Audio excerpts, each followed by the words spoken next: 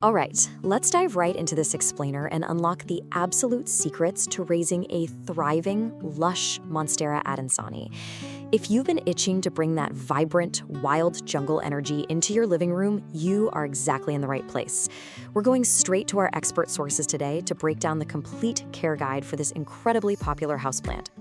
Here is our roadmap for the journey. First, we'll officially meet the Swiss cheese vine. Then we'll cover light and soil essentials, master its water and humidity demands, learn about climbing, pruning, and propagating, and wrap up by troubleshooting common plant problems.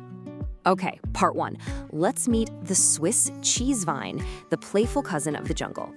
I absolutely love this quote from plant expert Marina Remeslo, mostly because it just hits the nail on the head. The Adansonii, which is also known as the five holes plant, brings this instant, amazing jungle vibe to literally any space, but without taking up an entire corner of your room like its massive relative, the Monstera deliciosa. It's a really fast-growing vine, which means it's guaranteed to add that lush, trailing effect way quicker than your average houseplant. Now you might be wondering, what's up with the holes? Well, those are called fenestrations. And unlike the deliciosa, where the splits reach all the way out to the outer edge of the leaf, the Adansonii keeps its quirky holes fully enclosed. It's basically the plant's defining feature, giving every single heart-shaped leaf its own completely unique character and charm. Moving right along to part two, light and soil essentials. We're going to talk about recreating the rainforest floor. To keep this little guy truly happy, we actually have to think like an epiphyte. That's a plant that naturally climbs trees in the wild. Our goal is to mimic the dappled light of the rainforest canopy. So an east-facing window with gentle morning sun, absolutely ideal. You definitely want to avoid harsh, direct sun that'll scorch the delicate leaves with ugly brown patches. But on the flip side, avoid low light too. Otherwise, you'll end up with weak, leggy vines with barely any of those cool holes we just talked about. And when it comes to the dirt, standard, dense potting soil will literally suffocate its roots. They need serious oxygen flow. That means a chunky, fast-draining DIY aeroid mix is an absolute necessity here. You'll want to combine 1 part standard potting soil, 2 parts orchid bark, 1 part perlite, and 1 part cocoa coir. This specific blend is a total game changer. It creates a highly breathable environment that perfectly balances holding on to just enough moisture while delivering the rapid drainage this epiphyte craves.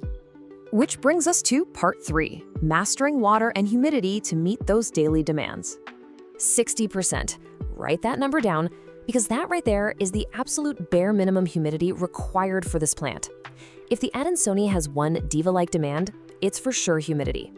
Ideally, you really want to hit that 70 to 80% range. Without it, your plant is going to struggle to unfurl its new leaves, and you'll start seeing these crispy brown edges pop up.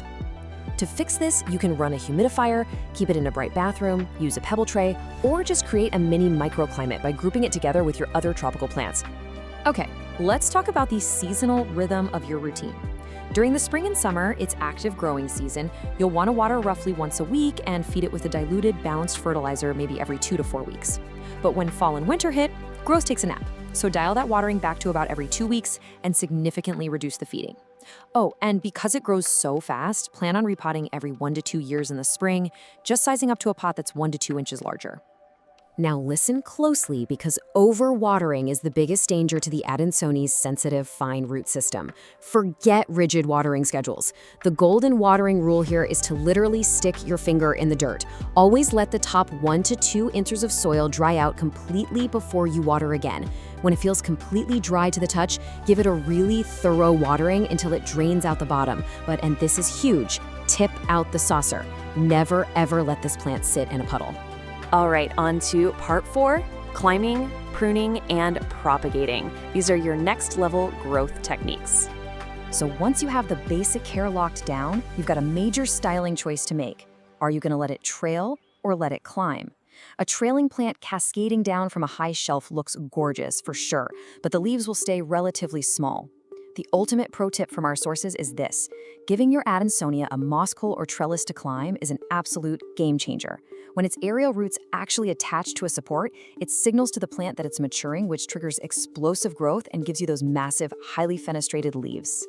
And hey, don't be afraid to give your plant a haircut. Pruning actually prevents those long, bare, awkward vines and signals the mother plant to branch out, creating a way bushier look. Plus, you get to use those cuttings to make brand new plants for free. The water propagation process couldn't be easier. Just snip a vine right below a node, that's a little bump on the stem, submerge that node in a jar of water, wait about 1 to 3 weeks for roots to show up, and once they're an inch or two long, plant it in that chunky aroid soil mix we talked about. Quick side note, while this explainer is all about the classic plant, keep an eye out for these really exciting variations that collectors go crazy for. You might come across a narrow form or a wide form, depending on the leaf shape, or you might spot the super glossy-leaved Laniata subspecies. And if you're really lucky, you might find the stunning Archipelago, which has these amazing, gorgeous splashes of white variegation all over it. Finally, we reach part 5, troubleshooting common plant problems. Let's decode your plant's distress signals. Look, even with the absolute best care, things can go wrong. But the cool thing is, this plant is highly communicative if you know what it's trying to say. So instead of panicking, just use this cheat sheet. Got yellowing leaves down at the base? You're probably overwatering and the soil is soggy. Seeing brown, crispy edges? That's a classic cry for higher humidity. If the leaves are droopy and limp, it's thirsty, give it a drink. And if you're suddenly getting these long, leggy vines with tiny leaves, it's literally stretching out, trying to find more light. All right, let's talk about bugs. Those beautiful nooks, crannies, and fenestrations. Yeah, they are basically luxury apartments for common pests. You want to watch out for thrips, which leave scraped silvery patches, spider mites, which spin fine webs and love dry air, mealybugs, which look like tiny bits of white fluff, and aphids, which love to cluster on tender new growth. Make it a habit to really inspect the leaves during your weekly watering. Honestly, just gently wiping them down with lukewarm water goes a massive way in keeping these guys out of your house. One incredibly vital piece of information before we finish up today: you have to keep this plant out of reach of your pets.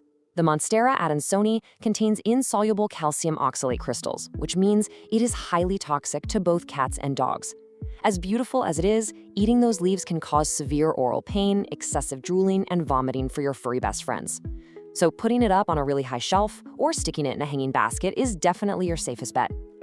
And there you have it. Armed with this complete care guide explainer, you got absolutely everything you need to grow a magnificent, thriving Swiss cheese wine. You know how to mix that chunky soil, you know how to dial in the humidity, and you even know how to propagate cuttings to share with your friends. So, the only question left for you is, are you ready to turn your space into a literal indoor jungle? And more importantly, will you let your new Monstera Adansonii casually trail from a shelf?